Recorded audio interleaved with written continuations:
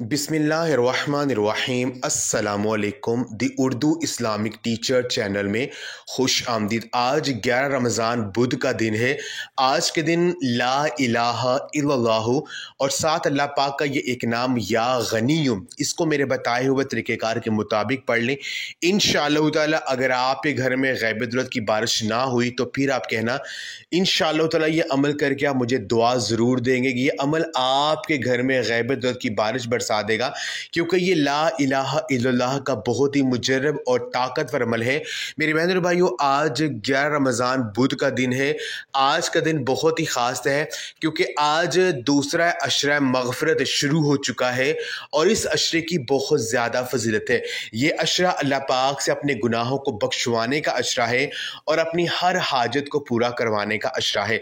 तो आज 11 रमज़ान बुध का दिन है। आज का दिन बहुत ही ख़ास है क्योंकि बुध के दिन के हवाले से हजूर नबी पाक सल्लल्लाहु अलैहि वसल्लम का फरमान है कि बुध के दिन कोशिश किया करें कि कोई भी काम जो है वो नेक काम शुरू किया करें, क्योंकि बुध के दिन शुरू किया हुआ काम ज़रूर पूरा होता है। तो ये अमल ला इलाहा इल्लल्लाहु का अमल है।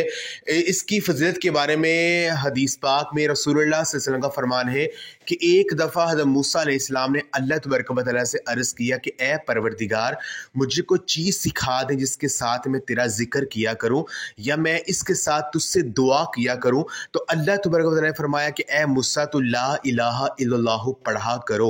इन्होंने अर्ज़ किया ए परवरदिगार, तेरे सारे बंदे इसे पढ़ते हैं, मैं तो ऐसी चीज़ चाहता हूँ जो मेरे साथ ख़ास हो। तो आपने फरमाया कि ए मूसा, अगर सातों आसमान और मेरे सिवा जहाँ में बसने वाले और सातों ज़मीनें एक पलड़े में रख दी जाएं और ला इलाहा इल्लल्लाह दूसरे पलड़े में रख दिया जाए तो ला इलाहा इल्लल्लाह इन पर भारी होगा। सुबहान अल्लाह। तो मेरी बहन और भाइयों, इस बात से अंदाज़ा लगाया जा सकता है कि ला इलाहा इल्लल्लाह का पढ़ना कितना मुजर्रब है, कितना बरकतों वाला है।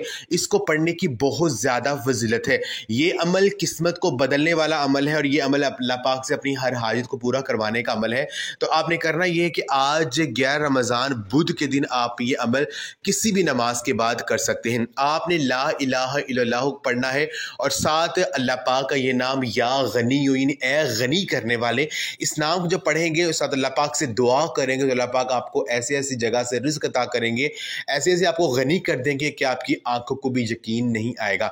आपके घर में गैब दौलत की बारिश बरसना शुरू हो जाएगी। तो अमल का तरीक़ाकार ये है, ये वजीफ़ा आपने आज बुध के दिन किसी भी नमाज के बाद आप ये अमल कर सकते हैं।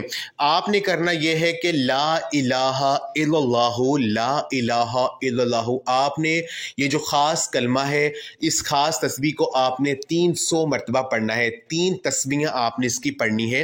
जब आप 300 मरतबा ला इलाहा इल्लल्लाहु, ला इलाहा इल्लल्लाहु आप पढ़ लेंगे, फिर आखिर में जब आप इसकी काउंटिंग मुकम्मल करेंगे तो आखिर में ला इलाहा इल्लल्लाहु मुहम्मद रसूलुल्लाह सल्लल्लाहु अलैहि वसल्लम कहकर आपने मुकम्मल करना है।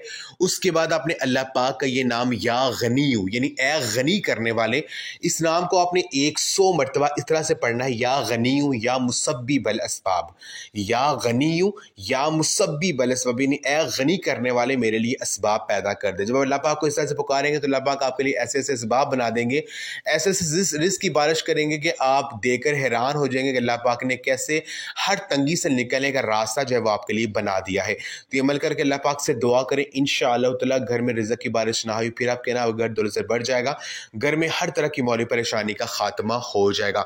तो आज 11 रमज़ान बुध के दिन ये अमल करके इसका मौज़ा आप देख लीजिए। जज़ाकल्लाह।